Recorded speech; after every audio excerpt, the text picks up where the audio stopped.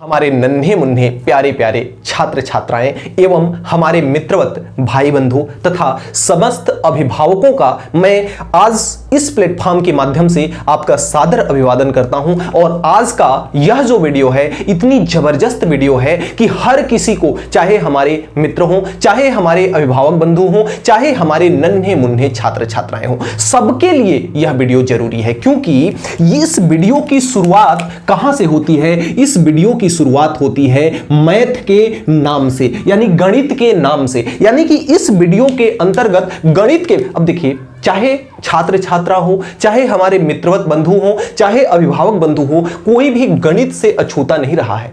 आप मार्केट में जाते हो, आप किसी भी प्रकार का सामान खरीदते हो तो आपको निश्चित तौर पर हिसाब किताब की जरूरत पड़ती है। और वह हिसाब किताब आप किसके माध्यम से करते हो? मैथ के माध्यम से करते हो। तो निश्चित तौर पर जो आपका मैथ है, जो आपका गणित है, वह आपके दैनिक जीवन में उपयोगी है। और आज इस वीडियो के माध्यम से जो मैथ की शुरुआत, मैथ की जहां से नींव है, उस नींव से हम आज के इस वीडियो लेक्चर की करेंगे शुरुआत, जो कि एकदम सहज सरल और आसान भाषा में प्रत्येक टॉपिक आपको बताया जाएगा, जिसके लिए आप मैथ के लिए प्रिपेयर हो सके। अगर आप इस वीडियो को देखते हो तो यकीन मानिए कि शुरू से लेकर अगर लास्ट तक देखते हैं तो मैथ के अंतर्गत यह जो वीडियो है आपको जरूर वैल्यू देगा और निश्चित तौर पर आपको मैथ से बिल्कुल प्यार हो जाएगा। तो आइए हम शुरुआत करते हैं मैथ की। जैसे आप जानते हो, आप सब भली भांति जानते हो कि जो आपकी इंग्लिश वर्णमाला होती है, इंग्लिश वर्णमाला में कितने अक्षर होते हैं? 26 अक्षर होते हैं। अगर हम बात करें हिंदी वर्णमाला की, तो हिंदी वर्णमाला में 26 का जस्ट डबल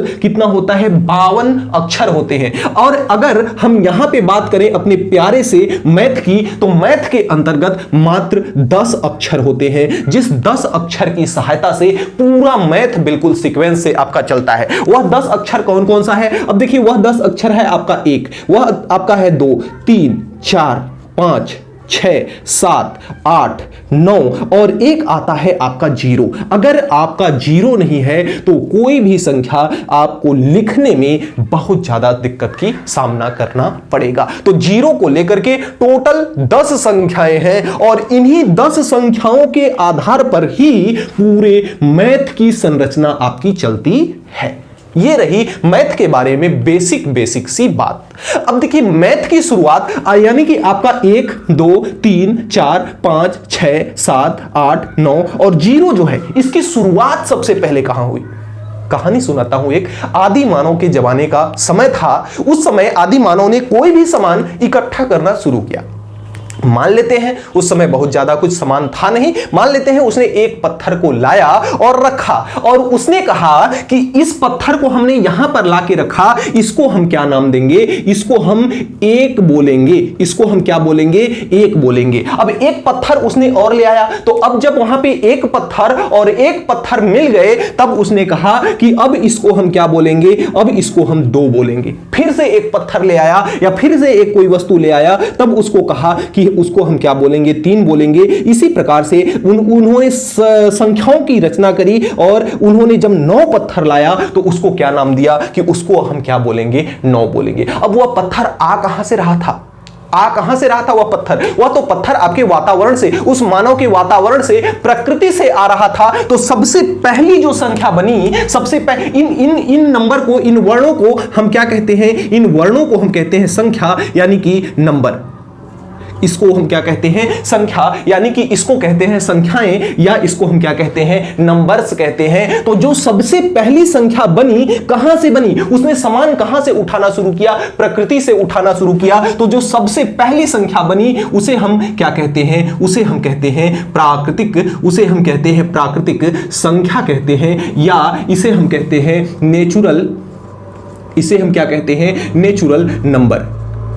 इसे हम क्या कहते हैं? Natural number. तो अगर कोई पूछे कि सबसे पहली संख्या आपकी कौन बनी, तो आपकी होती है सबसे पहले नेचुरल नंबर, यानी प्राकृतिक संख्याएं। और प्राकृतिक संख्या कहते किसको हैं? तो आप बता दोगे सीधे सीधे कि 1, 2, 3, 4, 5, 6, इसी प्रकार से संख्याएं अनंत तक चली जाती हैं, इनफाइनाइट तक चली जाती है। 1 लाख, 2 लाख, 10 लाख, 20 लाख, 30 लाख, कभी भी संख्याओं का अंत नहीं होता। अगर आप कहोगे कि सबसे बड़ी संख्या 1 लाख लाख है तो मैं उसमें एक और ऐड कर दूंगा, 1,01,000 हो जाएगा जो उससे बड़ा हो जाएगा। आप कहोगे कि 1 करोड़ सबसे बड़ा है, मैं उसमें एक और जोड़ दूंगा, एक उससे और बड़ा हो जाएगा। तो संख्याओं का कोई अंत नहीं होता, एक पर एक, एक पर एक, एक पर एक आप जोड़ते चले जाओ, संख्याएं बढ़ती चली जाएंगी। तो आपकी 1 से लेकर के प्लस के इनफाइनाइट तक, प्लस के अनंत तक, इसको हम कहते हैं अनंत। इसको हम क्या कहते हैं? अनंत। और अनंत का मतलब होता है जिसका कोई अंत ना हो, उल्टा 8 बना देते हैं तो यह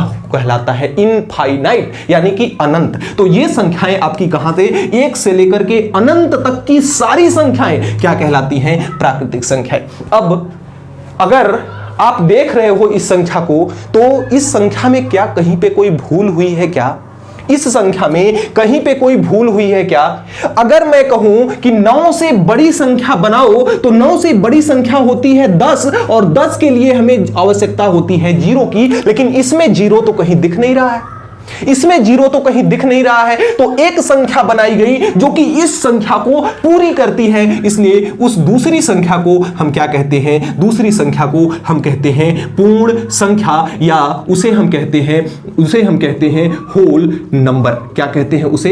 होल नंबर्स कहते हैं। उसे हम क्या कहते हैं? होल नंबर्स, यानी पूर्ण संख्याएं कहते हैं। क्या कहते हैं? पूर्ण संख्याएं कहते हैं। तो पूर्ण संख्याएं कहां से आई? तो आपको बता दें कि इसी प्राकृतिक संख्या, यही वाली जो प्राकृतिक संख्या अधूरी थी, उसमें हमने क्या जोड़ा? उसमें हमने 0 जोड़ा। तो ये सारी संख्याएं क्या हो गई? ये सारी संख्याएं क्या हो गई? ये सारी संख्याएं क्या हो गई? ये सारी संख्याएं क्या हो गई? ये सारी की सारी संख्याएं क्या हो गई? पूरी हो गई। और ये कहां तक चला जाएगा? प्लस का इनफाइनाइट तक, यानी कि अनंत तक। बताइए क्या चीजें समझ में आ रही हैं? पढ़ने में मजा आ रहा है? कमेंट बॉक्स में एक कमेंट लगेगा, करके बताइएगा। और जितनी चाहे आप परिभाषाएं आप कमेंट बॉक्स में जब लिखोगे तो आपके यहां डिजिटल बोर्ड में सारी की सारी चीजें छप जाएंगी, क्योंकि आपको लगेगा कि हाँ, हमने सर के वीडियो में कमेंट बॉक्स में हमने इसकी परिभाषा लिखी थी, तो वह परिभाषा आपके पीछे डिजिटल बोर्ड में हमेशा के लिए छप जाएगी। तो बताइए क्या पूर्ण संख्या समझ में आई? प्राकृतिक संख्या 1 से लेकर अनंत तक की सारी संख्याएं प्राकृतिक संख्याएं कहलाती हैं, और प्राकृतिक संख्या में 0 जोड़ने पर, यानी 0 से लेकर अनंत तक की सारी संख्याएं प्लस के अनंत तक की सारी संख्याएं क्या कहलाती हैं? पूर्ण संख्याएं। एक बात और, क्या यही दोनों संख्याएं पर्याप्त हैं क्या? क्या यही दोनों संख्याएं पर्याप्त हैं क्या? आपने देखा होगा कभी कभी -1, -2, -3, ये भी संख्याएं देखो, तो ये भी तो आपकी संख्याएं ही है ना।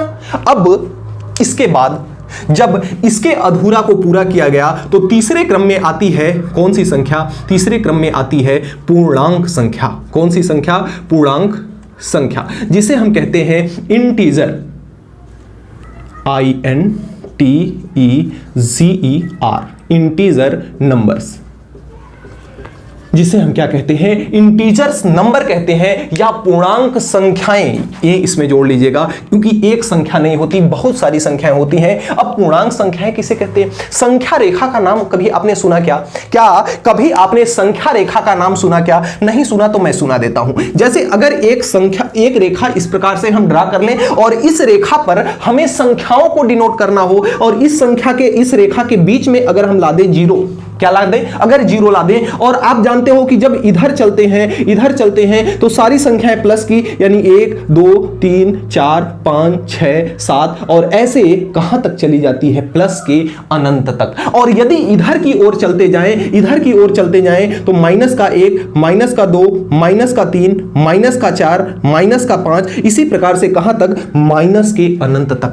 तो ये जो जितनी भी संख्याएं हैं, उन संख्याओं को अगर किसी रेखा पर, अगर जितनी भी हमारे पास संख्याएं हैं, उन संख्याओं को किसी रेखा पर डिनोट कर दें, तो उस रेखा को हम क्या कहते हैं? उस रेखा को हम कहते हैं संख्या रेखा। उस रेखा को हम क्या कहते हैं? संख्या रेखा। अब बात आती है पूर्णांक संख्याओं की, तो पूर्णांक संख्याएं कहां से कहां तक? माइनस के अनंत से लेकर -3, -2, -1 और 0 को भी लेकर के, और प्लस की सारी संख्याएं 1, 2, 3, 4, इस प्रकार से प्लस के अनंत तक की सारी संख्याएं क्या कहलाती हैं? इंटीजर नंबर कहलाती हैं, पूर्णांक संख्याएं कहलाती हैं। क्या कहलाती हैं? पूर्णांक संख्याएं कहलाती हैं, यानी प्लस की सारी संख्याएं और माइनस की सारी संख्याएं विथ 0।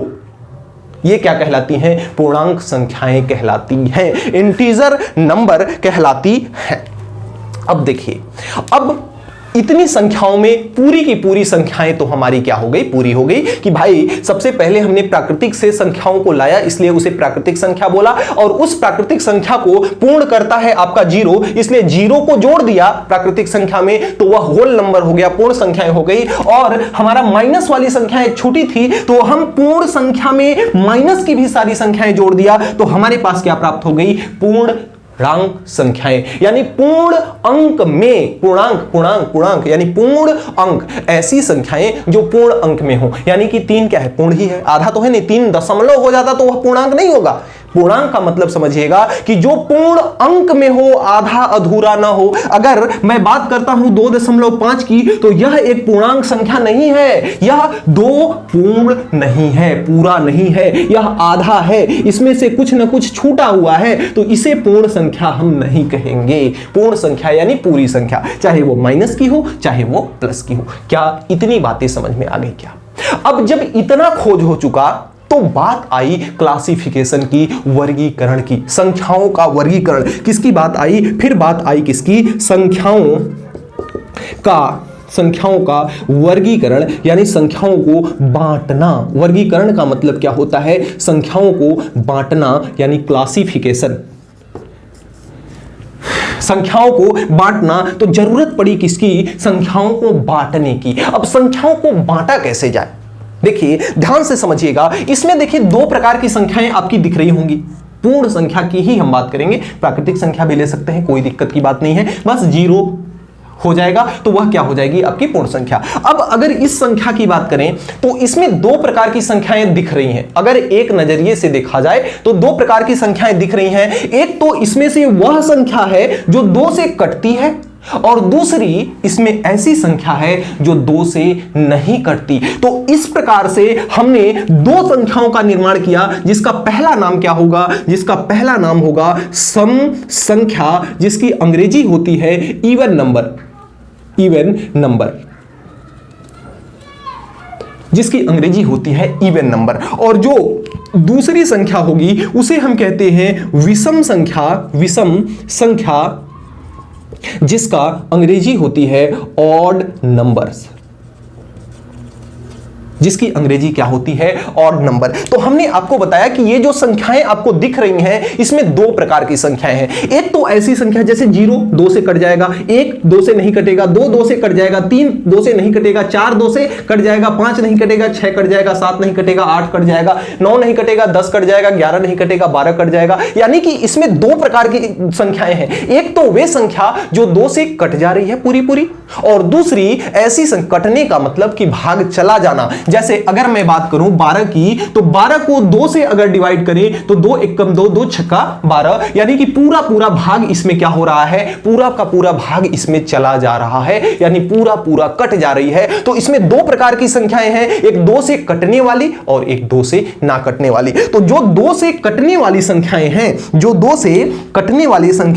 उसे हम क्या कहते हैं? यानी कि अगर बात करें हम सम संख्या की तो 2 से विभाज्य का मतलब कि जिसमें पूरा भाग चला जाए। अब 2 से विभाज्य संख्याएं आपकी कौन सी हैं? तो यहां पे मैं लिखता हूं कि 2 से विभाज्य संख्याएं कौन सी हैं? 2 से विभाज्य संख्याएं जैसे 0 है, जैसे 2 है, जैसे 4 है, जैसे 6 है, जैसे 8 है, जैसे क्या है 10 है। यानी आप देख रहे हो ऐसे ही कहां तक चली जा रही है? अनंत तक। एक चीज आप देख रहे हो कि 1 को छोड़कर दूसरी संख्या ले ली जाए, 1 को छोड़कर फिर दूसरी संख्या, 1 को बीच वाली छोड़कर दूसरी संख्या, तो सारी संख्याएं 2 से क्या हो रही हैं? विभाज्य हो रही हैं। तो जो संख्या 2 से पूरी तरह से विभाज्य हो जाती है उसे हम क्या कहते हैं? इवन नंबर कहते हैं। अब दूसरे प्रकार की संख्या इसमें जो है वह क्या है कि जो 2 से विभाज्य नहीं हो रही है। तो 2 से विभाज्य 1 होगा क्या? 2 से भाग चला जाएगा क्या? 1 का नहीं जाएगा, तो 1 आपका हो जाएगा। दूसरी 3 भी 2 से भाग नहीं जाएगा, 5 हो जाएगा, 7 हो जाएगा। यानी एक बार इसकी परिभाषा लिख देते हैं। परिभाषा इसकी क्या है कि जो 2 से क्या हो? विभाज्य न हो। जो 2 से विभाज्य न हो, जो 2 से विभाज्य न हो। जैसे आपका क्या है 1 है, जैसे आपका 3 है, जैसे आपका 5 है, 7 है, 9 है, 11 है, 13 है, इसी प्रकार से कहां तक, प्लस के अनंत तक। तो ऐसी संख्याएं जो 2 से क्या होती हैं, 2 से नहीं कटती हैं, उन संख्याओं को हम क्या कहते हैं, ऑड नंबर कहते हैं। क्या आपको इतना जितना भी स्लाइड में बताया गया, क्या बातें समझ में आई क्या? अगर समझ में आ गई हो तो चलते हैं नेक्स्ट स्लाइड पर। अगर कहीं से भी कोई कंफ्यूजन आपकी रह गई हो तो आप फिर से एक बार वीडियो को देख लीजिएगा। अगर मैं बात करूं कि सबसे छोटी सम संख्या कौन है, तो सबसे छोटी सम संख्या कौन है, 2 है। सबसे छोटी सम संख्या कौन है, 0 है। और सबसे छोटी विषम संख्या कौन है, वह क्या है, 1 है। लेकिन अगर मैं आपसे यह प्रश्न पूछूं कि सबसे छोटी प्राकृतिक सम संख्या कौन है, तो प्राकृतिक संख्या में 0 नहीं आएगा। सबसे छोटी प्राकृतिक सम संख्या जो होगी वह क्या होगी, 2 होगी। और सबसे छोटी प्राकृतिक विषम संख्या जो होगी वह 1 होगी। और सबसे छोटी पूर्ण विषम संख्या भी क्या होगी, 1 होगी। सबसे छोटी पूर्ण विषम संख्या और सबसे छोटी विषम संख्या, प्राकृतिक विषम संख्या भी 1 होगी। और यदि हम बात करें सबसे छोटी पूर्ण सम संख्या, तो पूर्ण सम संख्या 0। और सबसे छोटी प्राकृतिक सम संख्या, तो प्राकृतिक सम संख्या क्या हो जाएगी, 2 हो जाएगी। इस बात को याद रखिएगा, कॉम्पिटिटिव एग्जाम में आपका यह प्रश्न जरूर देखने को मिलता है। स्क्रीनशॉट लें, फिर चलेंगे आपके आगे की ओर। अगले क्रम में जो आपकी संख्याएं हैं, देखिए प्राकृतिक संख्याओं को 2 प्रकार से हमने देखा कि एक तो 2 से कटने वाली, जो 2 से संख्याएं कटी उनको हम कौन सी संख्या बोले, उनको हम बोले सम संख्या यानी कि इवन नंबर। और जो 2 से न कटने वाली संख्याएं थी उनको हमने बोला ऑड नंबर यानी कि विषम संख्या। अब एक प्रकार से इसका और आधार बना सकते हैं जिसे हम कहेंगे भाज्य संख्या, यानी कि जिसे हम क्या कहेंगे, जिसे हम कहेंगे कंपोजिट नंबर, जिसे हम क्या कहेंगे, कंपोजिट नंबर्स। और एक आपकी होगी अभाज्य संख्या, एक आपकी क्या होगी, आपकी अभाज्य संख्या। तो सबसे पहले आइए देखते हैं भाज्य संख्या और अभाज्य संख्या। तो जो आपकी अभाज्य संख्या होगी, अभाज्य संख्या को हम क्या कहेंगे, अभाज्य संख्या को हम क्या कहेंगे, प्राइम नंबर। अभाज्य संख्या को हम क्या कहेंगे, अभाज्य संख्या को हम कहेंगे प्राइम नंबर। अब आइए समझते हैं कि क्या होती हैं आपकी भाज्य संख्याएं और क्या होती हैं आपकी अभाज्य संख्याएं। अब देखिए इसमें अगर कुछ संख्याओं को देखें, जैसे 1 को छोड़ दीजिए, अगर हम 2 को देखें तो 2 केवल 2 संख्याओं से कटता है। एक तो आपका 1 से संसार की प्रत्येक संख्याएं कट जाती हैं, इस बात का ध्यान रखिएगा। और दूसरा स्वयं से। 2 संख्याएं ऐसी है ना, 2 संख्याएं ऐसी हैं, एक तो 1 और दूसरा स्वयं, जो कि किसी भी संख्या को क्या कर देता है, विभाजित कर देता है। जैसे अगर हम 3 को देखें तो 3 किससे कटेगा, जो 3 है, 1 तो कट जाएगा आपका 1 से और 1 कट जाएगा स्वयं से और इसके अलावा किसी से नहीं कटेगा। अगर मैं बात करूं 5 को, तो 5 एक तो कट जाएगा 1 से और दूसरा किससे कट जाएगा, केवल 5 से यानी कि स्वयं से और किसी भी संख्या से नहीं कटेगा। अगर मैं बात करूं 11 की, तो 11 एक तो कट जाएगा 1 से और दूसरा से कट जाएगा, 11 से कटेगा। यानी कि एक प्रकार की संख्याएं इसमें ऐसी दिख रही हैं जिसके केवल व केवल 2 गुणनखंड हैं, यानी कि केवल 2 संख्याओं से कटती हैं। एक तो आपकी 1 से और दूसरा स्वयं से, 1 से और स्वयं से, 1 से और स्वयं से, 1 से और स्वयं से। कुछ संख्याएं इसमें और भी हैं। कुछ संख्याएं कैसी हैं, जैसे अगर हम बात करें 4 की, 4 किससे कटेगा, देखिए पहला तो 1 से कट जाएगा, दूसरा कट जाएगा स्वयं से, 1 से कट जाएगा और स्वयं से। तीसरा किससे कट जाएगा, क्या 2 से भी कटेगा क्या, जी बिल्कुल। अब ये देखिए इसके 2 से अधिक गुणनखंड हो गए, यानी कि यह जो है 2 संख्याओं से अधिक संख्याओं से कट रहा है। अगर हम बात करें 6 की, तो 6 देखिए किससे कट जाएगा, पहला तो कट जाएगा 1 से, दूसरा कट जाएगा किससे, 6 से। 1 और स्वयं से सारी संख्याएं कटती हैं। दूसरा 2 से कट जाएगा क्या, बिल्कुल कट जाएगा। 3 से कट जाएगा क्या, बिल्कुल कट जाएगा। अब इसका 2 से अधिक गुणनखंड है। अगर मैं बात करूं 8 की, 8 को देख लो, एक तो 1 से कट जाएगा और दूसरा किससे कट जाएगा, 8 से। 2 से कटेगा क्या, बिल्कुल कट जाएगा। 4 से कटेगा क्या, बिल्कुल कट जाएगा। इसके भी 2 से अधिक गुणनखंड है। अब इस आधार पर अगर देखा जाए, इस आधार पर अगर देखा जाए तो इस आधार पर भी संख्याएं दो प्रकार की है। कौन कौन सी? एक तो ऐसी संख्याएं जिसका केवल व केवल कितने गुणनखंड हो, जिसके केवल व केवल दो गुणनखंड हो, जिसके केवल व केवल कितने गुणनखंड हो, जिसके केवल व केवल कितने गुणनखंड हो, दो गुणनखंड हो। तो ऐसी संख्याएं जो एक व स्वयं के अलावा किसी और संख्या से ना कटे, किसी और संख्या से न विभाज्य हो, तो उस संख्या को हम क्या कहते हैं? अभाज्य संख्याएं कहते हैं। जैसे अगर मैं एग्जाम्पल लिखूं यहां, तो एग्जाम्पल में जैसे क्या हो जाएगा, जैसे आपका एक को तो छोड़ दीजिए, एक न तो भाज्य है और ना ही अभाज्य है, क्योंकि भाज्य अभाज्य की परिभाषा क्या है कि जो ऐसी संख्या जो एक और स्वयं से, यानी जिसके दो गुणनखंड हो, उस संख्या को, जिसके केवल व केवल दो गुणनखंड हो, उस संख्या को हम अभाज्य संख्या कहते हैं। और अगर हम बात करें एक की, तो एक का एक सिंगल केवल एक गुणनखंड है, इसलिए यह न तो भाज्य में आता है और न ही अभाज्य में। तो हमने लिखा कि वह संख्या जो एक व स्वयं के अलावा किसी और संख्या से विभाज्य न हो, उस संख्या को हम क्या कहते हैं? अभाज्य संख्या। जैसे आपका क्या हो जाएगा, जैसे 2, जैसे क्या 3, जैसे क्या 4 तो नहीं होगा, जैसे क्या, जैसे 5, और जैसे क्या 7, 9 तो नहीं होगा, जैसे आपका 11, जैसे आपका 13, जैसे आपका 17, इस प्रकार से आगे की ओर संख्याएं चलती जाएंगी। 17, 19, 23, इस प्रकार की संख्याएं जो केवल व केवल दो संख्याओं के अलावा किसी और संख्या से दुनिया में ना कटे, उन्हें हम क्या कहते हैं? अभाज्य संख्या कहते हैं। इन संख्याओं को देखो, इन संख्याओं को काटने वाला 2 के अलावा एक और उपस्थित है, 2 के अलावा 2 और उपस्थित है, यानी जिसके गुणनखंड 3 या 3 से अधिक हों, जिसके गुणनखंड 3 या 3 से अधिक हों, या इसकी हम परिभाषा लिख सकते हैं कि जो संख्या स्वयं व एक के अलावा भी किसी दूसरे संख्या से, किसी तीसरे संख्या से विभाज्य हो, उस संख्या को हम क्या कहते हैं? उस संख्या को कंपोजिट नंबर यानी कि भाज्य संख्या कहते हैं। जैसे में भाज्य संख्या क्या आ जाएगी? आपकी 4 आ जाएगी, जैसे भाज्य संख्या 6, जैसे भाज्य संख्या आपकी क्या आ जाएगी? 8 आ जाएगी, 9 आ जाएगा, 12 आ जाएगा, 14 आ जाएगा, 15 आ जाएगा, 16 आ जाएगा, इत्यादि कहां तक? अनंत तक चली जाएंगी। तो दो संख्याएं, एक भाज्य संख्या और दूसरी क्या होती है? अभाज्य संख्या। अब इसी में एक आता है असहभाज्य।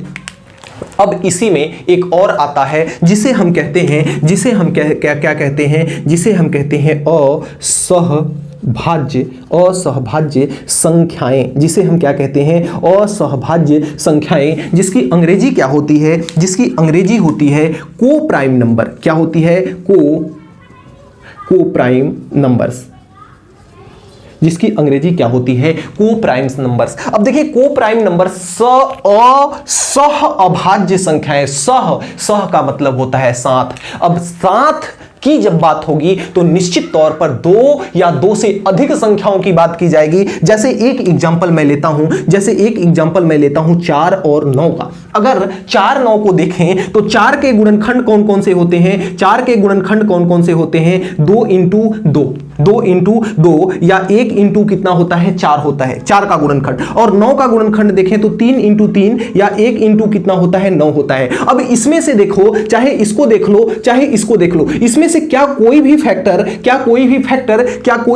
इसमें से उभयनिष्ठ है? क्या कोई फैक्टर इसमें से कॉमन है? क्या नहीं कॉमन है। तो कोई भी 2 या 2 से अधिक ऐसी संख्याएं, इस चीज को लिख लीजिएगा। मैं लिखूंगा, समय बर्बाद होगा, इसलिए मैं लिखना नहीं चाहूंगा। आप इसको ऐसे लिख लीजिएगा। मैं बोल रहा हूं कि 2 या 2 से अधिक ऐसी संख्याएं जिनका गुणनखंड एक दूसरे के उभयनिष्ठ यानी कि कॉमन ना हो, ऐसी संख्याएं क्या कहते कहलाती हैं? सहअभाज्य संख्याएं कहलाती हैं। सहअभाज्य संख्याएं हमने क्या बताई कि दो या दो से अधिक ऐसी संख्याएं, जैसे एक संख्या और ले लेते हैं, एक संख्या और ले लेते हैं, जैसे आपका हो जाएगा 12 और 25। 12 और 25 का भी आप गुणनखंड करके देख लीजिएगा। जैसे दो से अधिक भी संख्याएं हो सकती हैं, जैसे आपका हो जाएगा 8, जैसे आपका हो जाएगा 9, जैसे आपका हो जाएगा 12। अगर इन तीनों संख्याओं को देखें तो इन तीनों संख्याओं में भी कोई भी फैक्टर कॉमन नहीं होगा, और जिसमें कोई भी फैक्टर, कोई भी गुणनखंड अगर कॉमन ना हो तो ऐसी संख्याओं को हम क्या कहते हैं? सहअभाज्य संख्याएं कहते हैं। सहअभाज्य संख्याएं कहते हैं। अब एक और आती है, इसमें एक और आती है, मैं थोड़ा सा चर्चा उसका भी कर देता हूं कि कभी कभी पेपर वगैरह में आ जाता है युग्म सहअभाज्य। युग्म सहअभाज्य। युग्म सहअभाज्य कैसे कहते हैं? जैसे दो संख्याओं को हम ले लें, दो संख्याओं को हम ले लें, जैसे 11 और 13, ऐसी अभाज्य संख्याएं, ऐसी अभाज्य संख्याएं जिसमें अंतर 2 का हो, जिसमें अंतर कितने का हो? 2 का हो, 2 का अंतर हो। जैसे 11 और 13 में अंतर कितने का है? 2 का है। तो ऐसी संख्याओं को हम क्या कहते हैं? युग्म सहअभाज्य संख्या कहते हैं। ऐसी अभाज्य संख्याएं जिसमें अंतर केवल 2 का हो, दो ऐसी अभाज्य संख्याएं जिसमें अंतर कितने का हो? 2 का हो। जैसे आपका एक और हो जाएगा, जैसे एक आपका देखिए 17 और कितना हो जाएगा? 19। 17 और 19 भी अभाज्य संख्याएं हैं, और ये ऐसी संख्याएं हैं जिनका अंतर कितने का है? 2 का हो। तो ऐसी संख्याओं को युग्म सहअभाज्य संख्या कहते हैं। युग्म सहअभाज्य। तो भाज्य संख्याएं जिसका 2 या 2 से अधिक गुणनखंड हो उसे हम क्या कहते हैं? भाज्य संख्या। और जिसका केवल व केवल 2 गुणनखंड उपस्थित हो तो उसे हम कहते हैं अभाज्य संख्या। और ऐसा जिसमें ऐसी 2 या 2 से अधिक संख्याएं, ऐसी 2 या 2 से अधिक संख्याएं जिनका एक भी फैक्टर उभयनिष्ठ ना हो, उस संख्या को असहअभाज्य संख्या यानी कि को प्राइम नंबर कहते हैं। और ऐसी संख्या, ऐसी अभाज्य संख्याएं, ऐसी 2 अभाज्य संख्याएं जिनके बीच का अंतर केवल 2 हो उसे हम युग्म सहअभाज्य संख्या कहते हैं। तो इस प्रकार से हम संख्याओं का वर्गीकरण करते हैं। अब एक आप इसका स्क्रीनशॉट लीजिए, फिर संख्याओं का जो पैटर्न है वह थोड़ा सा बदलने वाला है और हम नई चीजें सीखने वाले हैं। तो अगले क्रम में 2 प्रकार की संख्याएं और होती हैं जिसे हम कहते हैं परिमेय संख्या और अपरिमेय संख्या। परिमेय संख्या की जो अंग्रेजी होती है वह होता है रेटिओनल, रेटिओनल, रेटिओनल नंबर, जिसे ये रेटिओनल हमारी भाषा है, जिसे हम कहते हैं रेशनल नंबर। क्या कहते हैं? Rational number. इसको देखिए रेटिओनल, रेटिओनल कहेंगे तो इसकी स्पेलिंग याद करने में आपको आसानी होगी। तो इसे हम कहते हैं रेशनल नंबर, और जो अपरिमेय संख्या होती है उसे हम कहते हैं इररेशनल,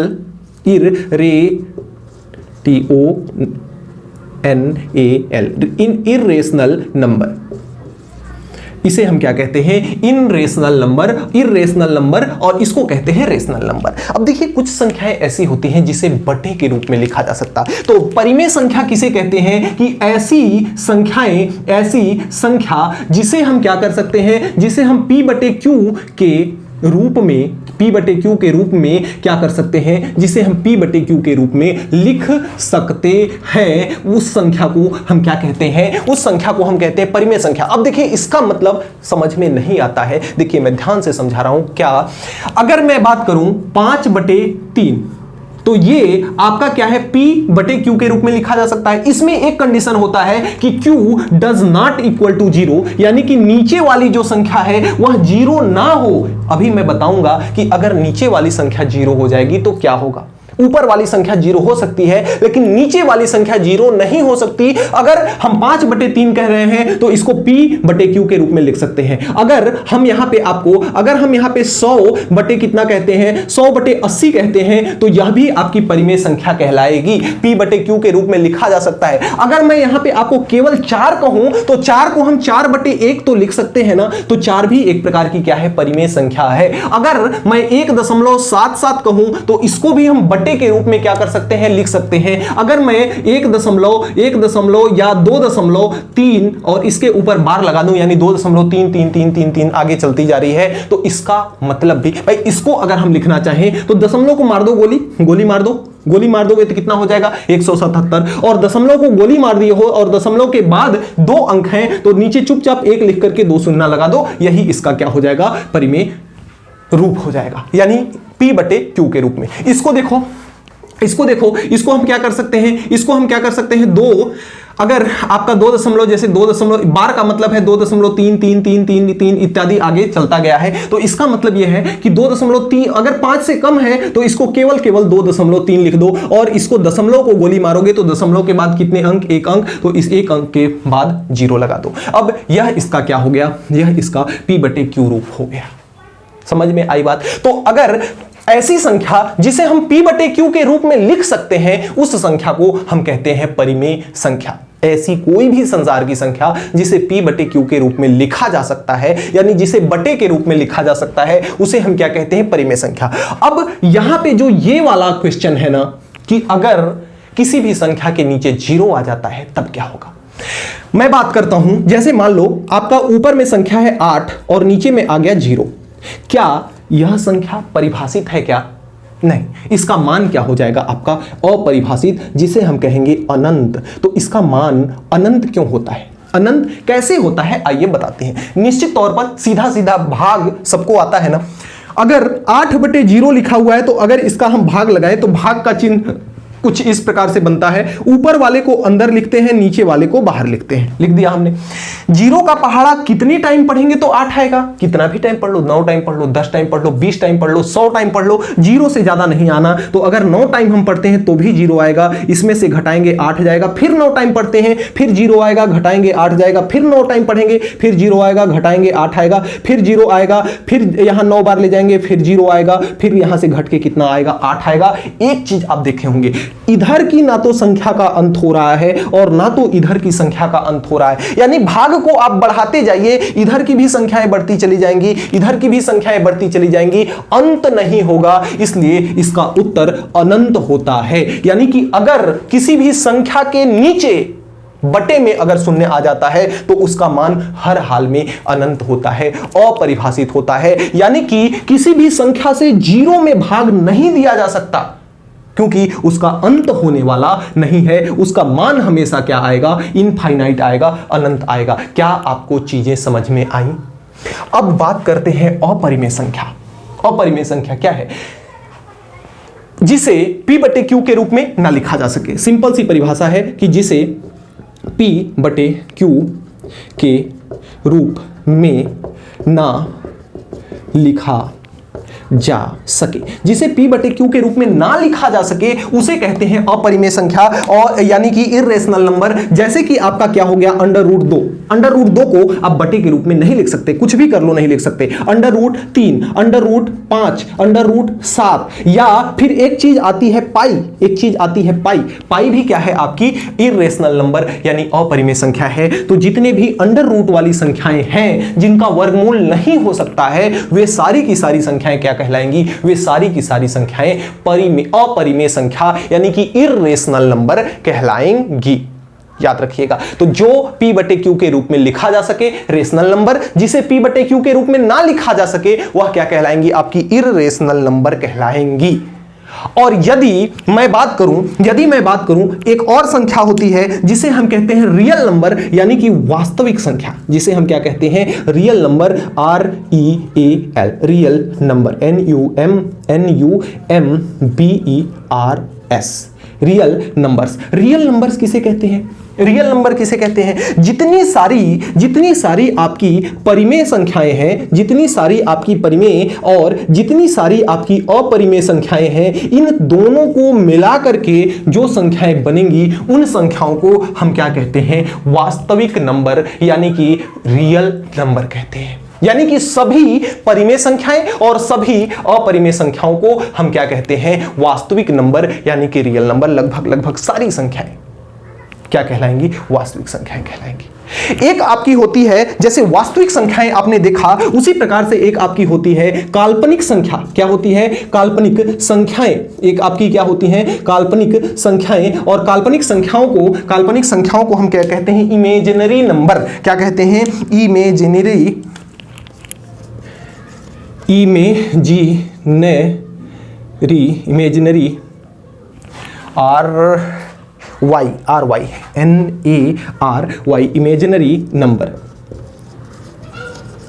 इमेजिनरी नंबर, जिसे हम कहते हैं इमेजिनरी नंबर। यदि जो रूट वाली संख्याएं है ना, उसको अगर आप माइनस कर दो, जैसे माइनस का अंडर रूट 2, बाहर माइनस नहीं अंदर माइनस, माइनस का अंडर रूट 2, माइनस का अंडर रूट 3, माइनस का अंडर रूट 5, इस प्रकार से अगर माइनस का अगर संख्या वर्गमूल के अंदर हो, माइनस की कोई भी संख्या अगर वर्गमूल के अंदर हो, तो उसे हम कहते हैं काल्पनिक संख्याएं, यानी कि इमेजिनरी नंबर कहते हैं। उसे हम क्या कहते हैं? इमेजिनरी नंबर कहते हैं, काल्पनिक संख्या कहते हैं। तो इस प्रकार से आज का जो हमारा क्लास रहा वह पूरी